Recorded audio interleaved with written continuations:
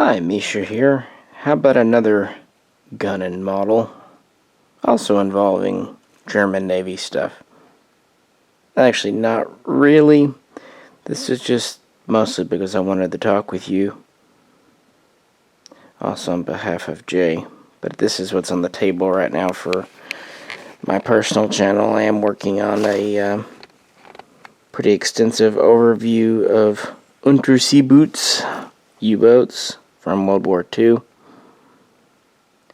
And for this main channel, we're going to be doing a video or two on something we've actually never done, even though I've had the guns. The C96 Broomhandle Mauser. This one over here is a German example, cut down per Treaty of Versailles specs, often called the Bolo model. This one over here is made in China with detaching mag. It still has the longer 5.5-inch barrel and tangent sight. And actually both of these are in 9mm, so that'll be fun to do a video on, I think.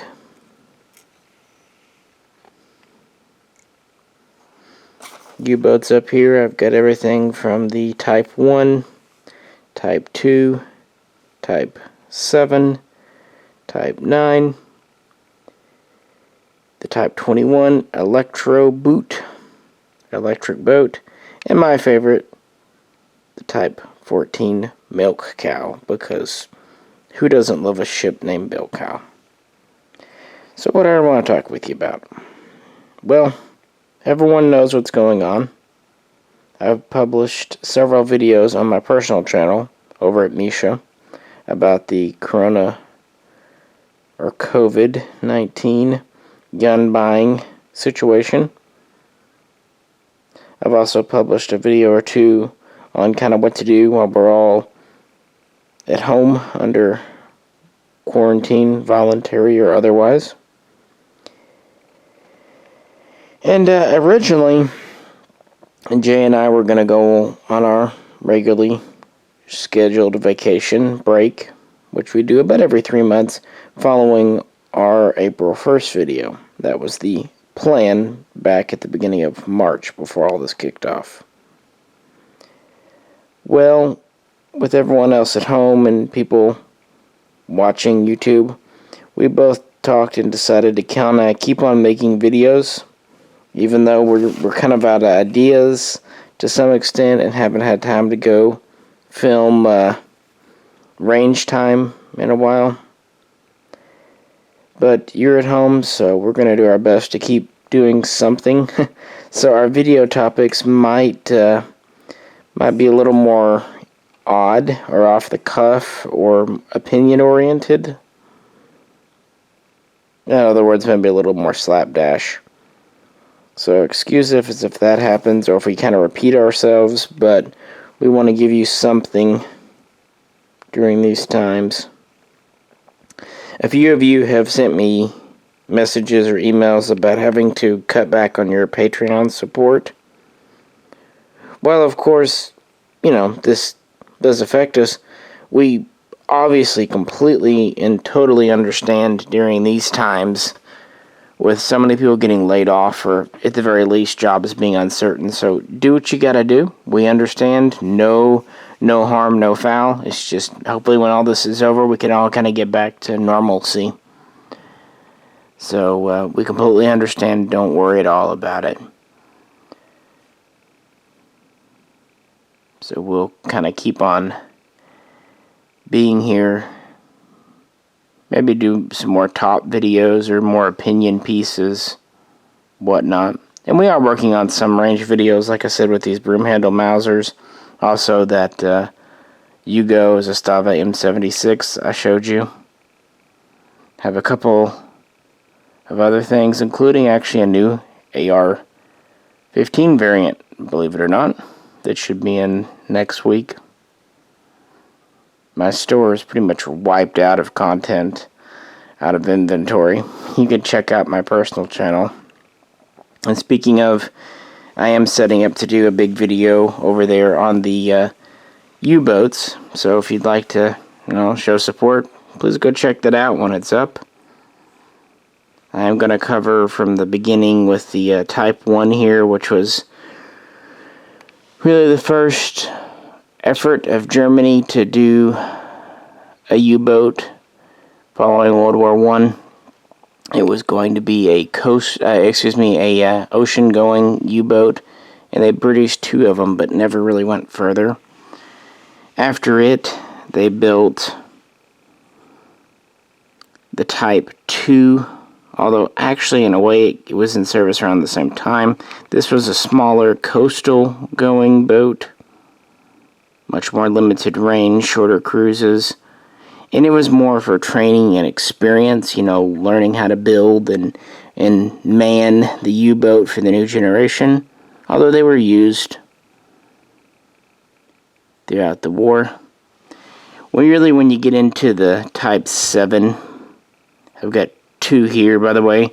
On the Type 2, I've got a B and a C, although the differences are very minor. With the Type 7, I have a B and a D model here. The D is the longer one. The B is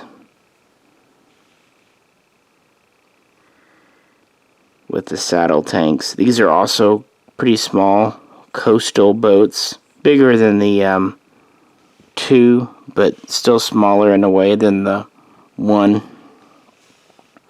And they were pretty much considered the workhorse of the German fleet during World War II, with over 700 built. The 7C being the most common, although the 7B was the most successful just by sheer tonnage sunk. And to kind of go along with the shorter range of the 7, we had the 9, which was a very long-range U-boat, able to sail pretty much around the world, even over to Japan and India. Here I've got a C and a D2, the D2 being the bigger of the 2. Really a long range. And then over here, behind that, I have the Mark 14, which is really just a modified 9D. Didn't have torpedoes or deck guns. Really, for all it had for warfare were about 3 anti-aircraft guns. Its main job was to resupply other U-boats, which made it a very important vessel, and also a very big target. But they only made 10 of these, and really all but a couple were sunk by the end of 1943 because the Allies really went after them. But it's interesting because they carried extra torpedoes, diesel, oil. They had food on board. They had freezers. They actually even had bakeries on board to give fresh bread when other U-boats would rendezvous. And then finally, the final kind of major version, the Type 21, the Electro boot. This was important because it was the first submarine really designed to spend most of its time underwater. Hence the more submarine-shaped hull. You notice all these others have more of a ship, like a destroyer shape. That's because they were primarily surface ships that could just submerge when needed. They were faster on the surface. But the Type 21 was faster under the surface and had a lot of battery power, could operate for 2 or 3 days under the water, deep. It could come up using a snorkel to recharge. It was by no means a perfect design, but it really did lead the way for future submarine designs, including not just, newer diesels and stuff, but even nuclear subs. So even though only a couple of these served on active patrol during World War II, very important from a technological standpoint. So I really find having these all lined up from kind of the beginning to the end interesting. All of these models are 1/350 scale die-cast metal from Atlas.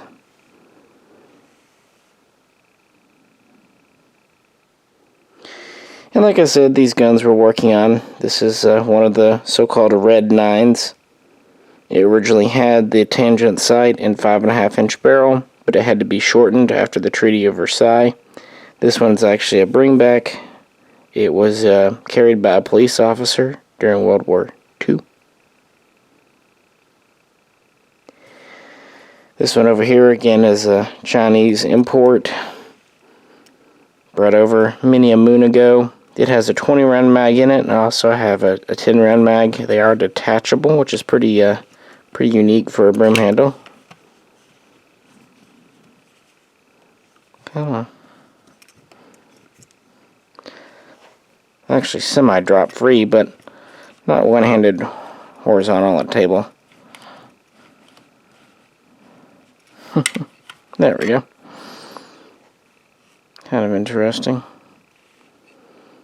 And both of these can accept the shoulder stock. Again, this has the tangent type sight.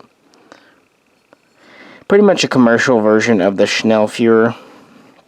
Of course, that would have been a select fire. This is, of course, semi only.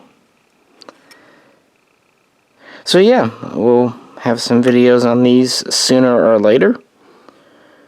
We're continuing to do Patreon questions and requested videos too. So check that out. $1 and up to participate, or $5 and up if you'd like to kind of order a video. But again, if you can't right now, please don't at all worry about it. We completely get it. We're all in the same boat together. And if you'd like to help support my personal channel over at Misha, yeah, go check it out. I have some gun videos, but it's mostly military models and some sci-fi models and stuff over there, and some commentaries and personal thoughts. Well, with that, this weekend, first weekend in April, Jan and I both hope you're staying safe and are healthy, and most importantly, aren't going stir crazy. So check back. We'll keep putting out videos, and if they're a little bit different from usual, well, now you know why. So, best wishes from us both, and Jan and I will catch you very soon next time.